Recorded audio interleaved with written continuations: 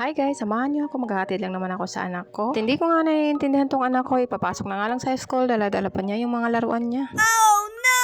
Ako nga sana ipadala sa kanya dahil malaki na nga, isagabal pa. Kaya lang kung hindi pagbibigyan yung hilig ay baka mag-iiyak. Niisip ko lang baka mapatagal kami, papunta pa naman kami ng school kaya ito na nga tinala na lamang. Kaya kung makikita nyo naman sa mukha ng anak ko ay naku, napakasaya niya. At ito nga guys, habang naglalakad nga kami, nakasabay nga namin tong teacher ni Faith. At kung makikita nga ninyo, ito din naman yung mga klase ni Faith. Sarap lang sa mata tignan na kahit papano yung anak ko nakakapag-aral na. Akalain mo ba naman ang bilis-bilis lang ng panahon? Dahil kung dati nga nasa tiyan ko pa lang siya, ngayon nandito na nga lalakad na at nag-aaral pa. Baka bukas niyan anak, pagkagising ko sa umaga, idalaga ka na, ay nako naman. At dito na nga kami sa loob ng school niya at kung makikita niyo naman may mga ibang parents din. Pero hindi nga ako nagtagal dyan at ang sabi ko, uwi muna ako. Sabi ko sa anak ko, ako halos payagan ng anak ko pero ang sabi ko babalik din naman ako dahil kukuha lang ako ng snacks niya. Ang akala ko kasi na malilate na kami kaya ang sabi ko babalikan ko na lang yung snacks niya dito sa bahay. Buti na lang din at papaya ko siya kaya ito na nga itong lalakad na ako. Magtatanong nga ba't ako nauwi sa bahay para sa snacks ng anak ko. Ang pinapakain ko pala sa anak ko guys is kanin. Hindi kasi biscuits yung pinapakain ko para sa snacks niya. Dahil para sa akin mas maganda yung kanin kasi para kahit papaano ay mabusog siya. Medyo mahirap kasi pakainin tong anak ko guys sa kanin kaya ito nga nagtsatsaga ako para sa kanya. Kaya ito nga pagkabalik ko sa school niya, ito nga nakikita ko sa kanya, abay naglalaro. Saya nga niyang nakipaglaruan sa mga klase niya kaya ito nga natutuwa naman din ako. Sarap lang pagmasdan ng laging ganito yung anak mo ay siguro ang sarap sa pakiramdam. Pero dahil nga siguro na hindi sa lahat ng oras ay good mood yung mga anak natin, di ba? Ito nga pagkatapos na nila maglaro, ito nga nag-study na ulit sila. Ang ginagawa pala dyan ng teacher ay kailangan nilang magsulat. Iisa-isahin pala nila yung mga vowels. Gagayahin pala ng anak ko yung mga A, I, I, O, O. At ito nga habang nga nagsusulat ng anak ko, ginaguide naman ng teacher niya. At sobrang happy nga ako and proud na kahit papano yung anak ko natuto din. Iniisa-isa pala kasi talaga ng teacher turuan kaya kahit papano yung mga bata ay talagang nai-enhance sila. Sobrang thankful nga talaga ako. Syempre ba naman ikaw bilang isang ina gusto mo matuto talaga yung anak mo as soon as possible,